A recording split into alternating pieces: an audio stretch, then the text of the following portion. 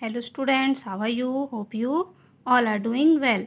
Last video में हम पढ़ रहे थे आपकी हिंदी गुलमोहर का पाठ 5, doctor Homi Jahangir Bhabha. Now look at this picture students. ये हैं डॉक्टर होमी जहांगीर भाभा, जिनके विषय में हम यह अपना चैप्टर पढ़ रहे हैं। ओके, इन्हीं के बारे में यह पूरा चैप्टर आधारित है। ओके, इन्हीं के बारे में इस चैप्टर में आपको बताया गया है, इनकी उपलब्धियों के बारे में। ओके स्टूडेंट्स, चलिए हम पढ़ते हैं। ओके, नेक्स्ट पैराग्राफ है, कैम्ब्रिज में भाभा की रुचि सैद्धांतिक भौतिकी में बढ़ने लगी। सैद्धांतिक भौतिकी मीन्स होता है, सिद्धांतिक मीन्स होता है सिद्धांत संबंधी, है ना, और भौतिकी मीन्स होता है वह विज्ञान जिसमें तत्वों के गुण आदि का विवेचन व अनुसंधान किया जा सके।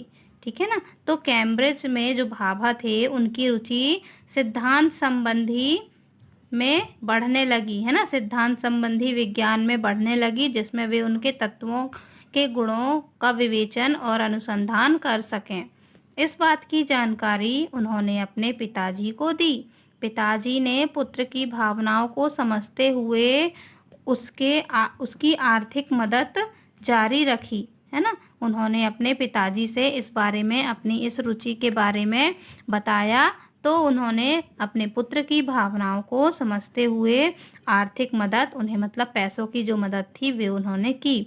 फिर सन 1990 में उन्होंने मैकेनिकल साइंस में प्रथम श्रेणी में एमएससी की उपाधि प्राप्त की, है ना, सन 1930 में। ओके, मैकेनिकल साइंस में उन्होंने फर्स्ट, है ना, फर्स्ट पोजीशन जो थी, उन्होंने एमएससी की उपाधि उन्होंने प्राप्त की। ओके, फिर उसके बाद आर.एच. फाउलर के निर्देशन में सैद्धांतिक भौतिकी में डॉक्टरेट करते समय उन्होंने कैवेडेंस लेबोरेटरी में भी काम किया। Okay, RH. फाउलर के निर्देशन में, निर्देशन मीन्स होता है मार्गदर्शन में, है ना। आर.एच. फाउलर जो है उनके मार्गदर्शन में उन्होंने सैद्धांतिक भौतिकी में उन्होंने डॉक्टरेट करते समय उन्होंने कैवेडेंस लेबोरेटरी में भी उन्होंने काम किया। ओके, उस लेबोरेटरी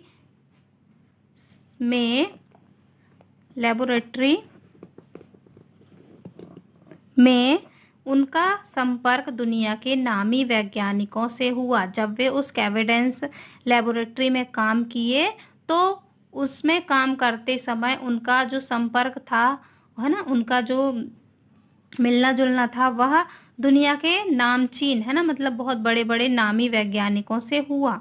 उस दौरान उन्हें कई छात्रवृत्तियां भी मिली, है ना, स्कॉलरशिप उन्हें प्राप्त हुई।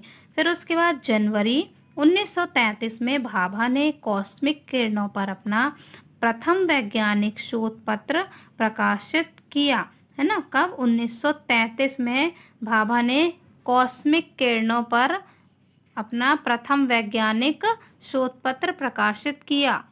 प्रकाशित मीन्स मतलब छपवा कर प्रकाशित करना, है ना, छपवा कर जो दिया गया उसे मतलब प्रकाशित करना।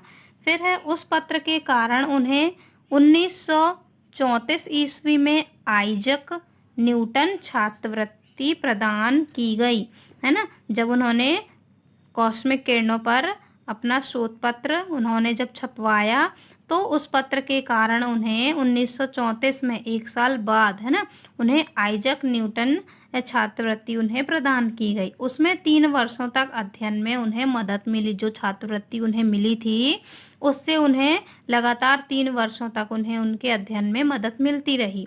फिर है 1935, उसके जस्ट बाद इलेक्ट्रॉन पॉजिट्रॉन स्कैटरिंग पर उन्होंने अपना दूसरा शोध पत्र प्रकाशित किया, है ना। उसके बाद उन्होंने उस कॉस्मिक किरणों के बाद इलेक्ट्रॉन और पॉजिट्रॉन स्कैटरिंग पर उन्होंने अपना दूसरा शोध पत्र प्रकाशित किया था। ठीक है ना। नेक्स्ट है, इस क्षेत्र में भाभा अतुलनीय योगदान के कारण आगे चलकर इसे भाभा स्कैटरिंग के नाम से जाना जाने लगा, है ना। जब इन्होंने इलेक्ट्रॉन पॉजिट्रॉन पर दूसरा शोध पत्र प्रकाशित किया तो उनका जो अतुलनीय योगदान, अतुलनीय मीन्स हो जिसकी तुलना की किसी से ना की जा सके, है ना, और योगदान मीन्स सहायता, है ना, चलकर, और उनके अतुलनीय योगदान के कारण उन्हें भाभा स्कैटरिंग के नाम से भी जाना जाने लगा। उनका नाम क्या पड़ा? भाभा स्कैटरिंग। उसके बाद भी उन्होंने अपने कई शोध पत्र प्रकाशित किए। सन 1937 में उनको वरिष्ठ छात्रवृत्ति मिली, मतलब सबसे बड़ी छात्रवृत्ति उन्हें मिली। इससे कैम्ब्रिज में अपना शोध कार्य जारी रखने में उनको मदद मिली, है ना। उसके बाद जो उन्हें सबसे बड़ी वरिष्ठ छात्रवृत्ति मिली, उसके लिए उन्होंने उनकी मदद हुई उस किसमें? कैम्ब्रिज विश्वविद्यालय में जब वे शोध कार्य कर रहे थे, तो उस वरिष्ठ छात्रवृत्ति से उन्हें आर्थिक मदद मिली। मगर 1939 ईस्वी में द्वितीय विश्व युद्ध शुरू हुआ, जिसके परिणाम स्वरूप उन्हें भारत वापस आना पड़ा, है ना। द्वितीय विश्व युद्ध जैसे ही शुरू हुआ, तो उसके बाद उन्हें भारत वापस आना पड़ा। ओके स्टूडेंट्स, तो ये दो पैराग्राफ जो हमने पढ़े और जो इसमें कठिन शब्द आए हुए हैं, इनके अर्थ को आप अच्छे से समझिएगा और लर्न कीजिएगा, और इस चैप्टर को एक पेज जो हमने अभी पढ़ चुके हैं उसे आप अच्छे से रीड कीजिएगा। Okay students, okay, bye bye, have a good day.